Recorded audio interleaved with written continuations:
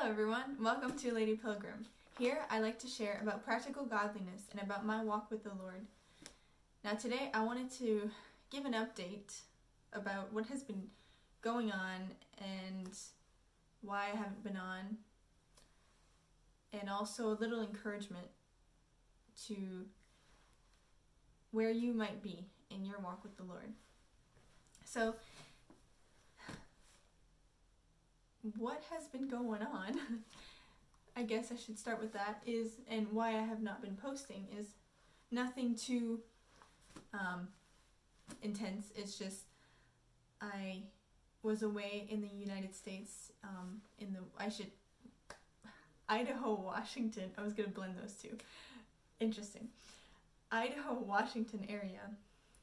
There's two cities right on the border that kind of like share everything. But anyways, I was there for almost 6 months. As I am from Canada, the visitor visa is maximum 6 months. So I had originally planned to go there for about 3 months, and ended up staying longer because I just didn't want to leave. And so that is where I was, and a lot of the previous videos that I have on here are recorded in Idaho or Washington. So yeah, I don't know if I mentioned that in any other videos, but that is where some of them were recorded. And I came back in early December, so the adjustment period has been, not too rough, but I gave myself some time to adjust back to the time zone and to the different routine that I have here and all those things. So recording videos has not been quite the top priority, but I really wanted to get back to it. So with the renaming of my channel to something more fitting, I find I am really excited to keep going with this. So there's a lot of things that I've been learning in the last year, and there's a lot that I have to share. So I pray by God's grace that I can really persevere in recording and sharing with you as much as I can, because we're all in this together. We should not be leaving each other by the wayside. So that is the update, a little bit, really brief and not really detailed, but it's also because I wanted to share a little encouragement. See, oftentimes in your walk with the Lord, things can become kind of dull, or you feel like you're kind of stuck in a rut, or you're not making much progress in overcoming sin, or just you don't feel like you're moving, even though you're just kind of going about day by day. And I wanted to encourage you, if you're going through that right now, that don't worry, it happens to all of us. We all go through times where we're just questioning our own sincerity, our own motives, and all of those things, because really we don't fight against things we can see. We fight against principalities and against powers, against rulers of the dark. I'm really not quoting that well, but if you know what I mean, you can comment down below that verse. And can't search it on my phone because that's what I'm using to record. But we're really fighting it's against spiritual wickedness in high places. It is not a battle we can fight on our own. We need the Lord every step of the way. We can never trust ourselves, and when we do, that's when we fall. So, if you've been going through some of those feelings that I've been kind of describing at the just previously, I want to encourage you that the Lord wants you to keep going. Don't give up, and look at the bright spots of your past, maybe year or 2 years or 3 years or even 6 months, anything. Ask the Lord to help you remember the bright spots in your experience, all the times where you were just so thankful that you were serving the Lord, and that you had chosen to give your life to him. And just remember how he's led you in the past. When you start doing that, you'll be amazed and just in awe at how the Lord has led you. And you might feel like you haven't progressed that much in just growing.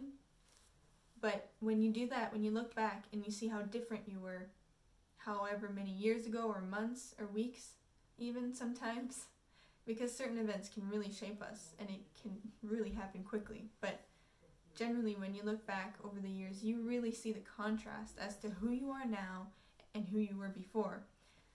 And I often think as to how I was when I was 17 or 18. I was so much more shy than I am now, and much less driven, and I still feel like I have a long way to go with that one, but the Lord is helping me and giving me purpose, and so I'm so thankful for that. But I look back at when I was 18, and I just think I would not even recognize myself as to who I am right now at this moment, which is encouraging because that really helps me to keep going and seeing, okay, 6 years ago, almost 7 now, how different I was. Well, maybe in 7 years from now, I look back and see who I was today or this year and think I was not the same person as I am now. And that is so encouraging every time I think about that. And quite frankly, I forget to remember to do that.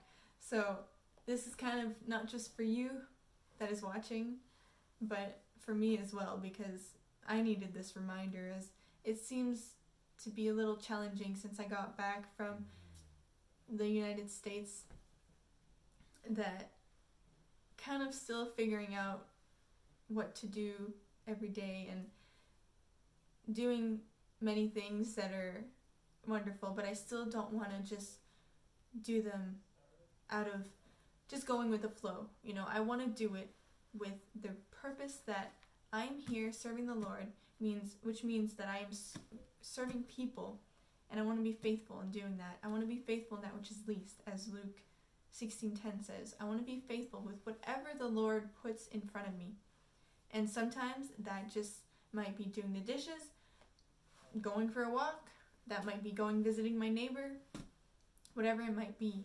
We have to be faithful with those things, because if we can't be faithful, we'll look back in a year from now and think, why didn't I do that? I could have grown so much from that. Why didn't I do that? You know, why didn't I deny myself? And so when you do push through that discomfort to do what you know the Lord wants you to do, that is how you will keep growing, and you will see the drastic changes. And I want to encourage you with Proverbs 3 verse 5 and verse 11 and 12. And I had not planned this. I just took my Bible, had it on my lap, and this is what was open. So I'm thankful that this feels kind of perfect. Proverbs 3 verse 11 and 12 says, "My son, or my daughter, despise not the chastening of the Lord, neither be weary of his correction. For whom the Lord loveth, he correcteth, even as a father the son in whom he delighteth." So don't despise his chastening. Don't be weary of his correction, because it says those he loves, he corrects.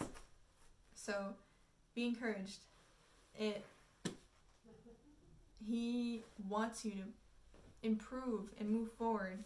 And in John 14, there's also this promise that Jesus said himself. And this is one of my favorite promises. John 14:18 says, "I will not leave you comfortless. I will come to you." And so you have a friend that is so near, you can't have anyone nearer than Jesus. And he wants to be with you every step of the way, even if it feels like he's not there. Especially when it feels like he's not there. He is there. He wants you to believe that he's with you always, and not forsaking you just because you messed up this one time, or because you keep messing up or in this thing. just keep going. Keep getting up. And shake the dust off your feet and keep going. Because if you stay down, that's where the trouble is.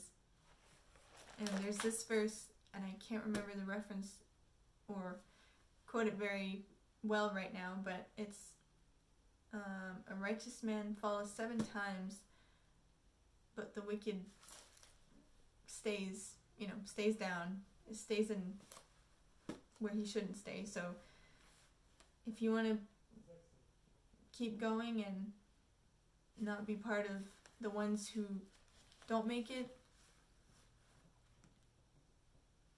if you want to be part of those that do make it, keep getting up and moving forward. And claim those promises. Believe that they're for you. And remember how the Lord has led you in the past. That is so important. I really want you to remember this, especially.